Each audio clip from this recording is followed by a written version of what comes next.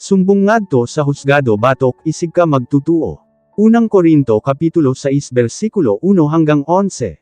Kon ang o sa kaninyo adunay reklamo batok sa iyang isig ka tumutuo, nganong ipaabot pa man niya kini ngadto sa husgado nga wala makaila sa Dios. Nganong dili man niya kini dadon ngadto sa mga katawhan sa Dios aron husayon.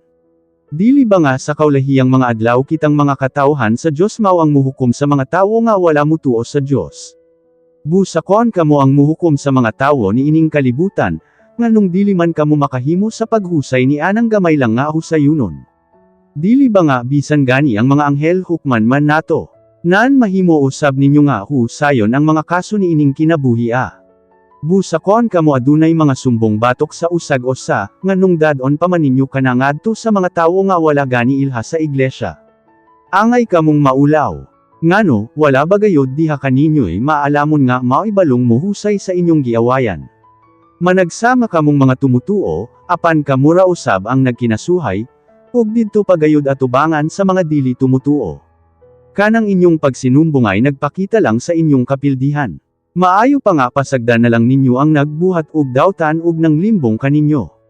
Apan sa inyong gibuhat, kamo mismo ang nanglimbong ug nagbuhat ug dawtan ngadto sa inyong mga igsuon sa pagtuo. Dili ba nga ang tawo nga nagbuhat ug dawtan dili makapanunod sa gingharian sa Dios? Busa ayaw ninyo limbungi ang inyong kaugalingon. Ang mga makighilawas gawas sa kaminyoon, ang mga nagsimba sa mga Diyos-Diyos, ang mga mananapaw, ang mga lalaki nga nagbaligya sa ilang dungog, ang mga lalaki nga makighilawas sa sama nilang lalaki, ang mga kawatan, ang mga hakog, ang mga palahubog, ang mga mapasipalahon, ug ang mga mangingilad, dili gayod makapanunod sa gingharian sa Dios. Ang uban kaninyo sama niini kaniadto. Apan nahinluan na kamo sa inyong mga sala, gigahin na kamo sa Dios aron mahimong balaan, ug gipakamatarong na tungod kang Ginoong Heso Kristo ug tungod sa Espiritu sa atong Dios.